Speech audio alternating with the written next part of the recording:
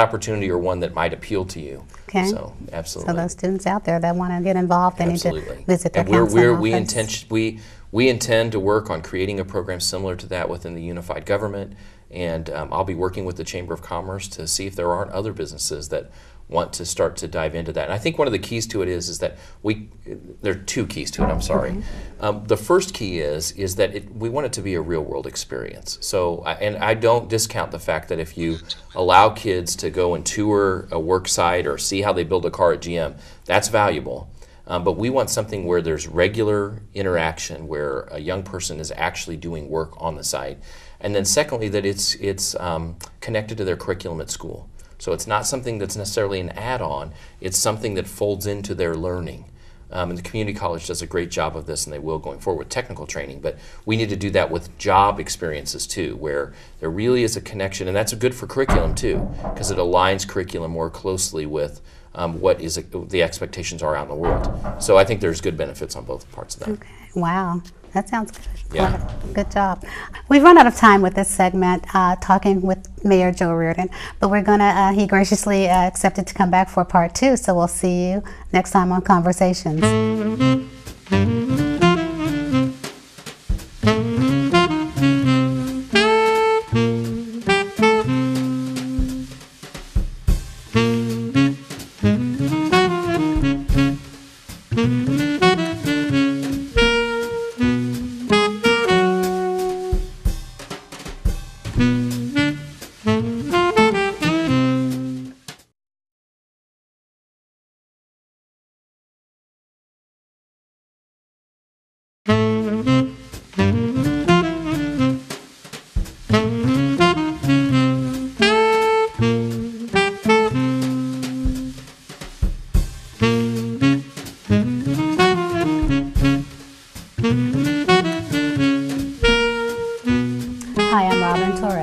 Thank you for joining us on Conversations.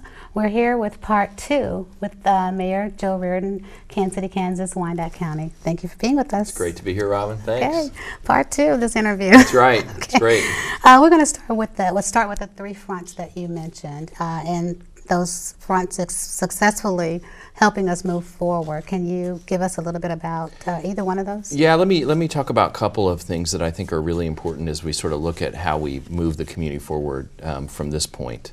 And really, I think there are 2 things that we focused on. We began last year from my office, 2 task forces, the Healthy Community Task Force and the Urban Development Task Force.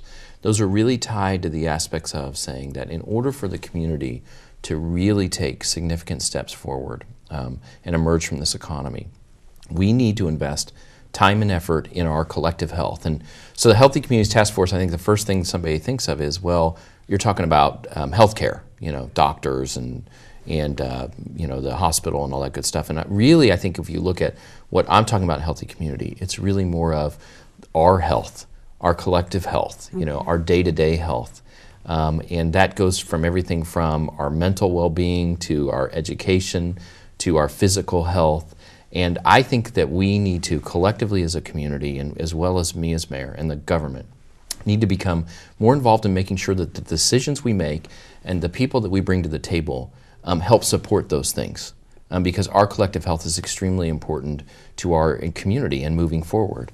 And so we're formed a great task force and a steering committee to move forward on several fronts and initiatives around health and healthy communities. And one of the first that's out there that we're working on right now is an initiative called the Complete Streets.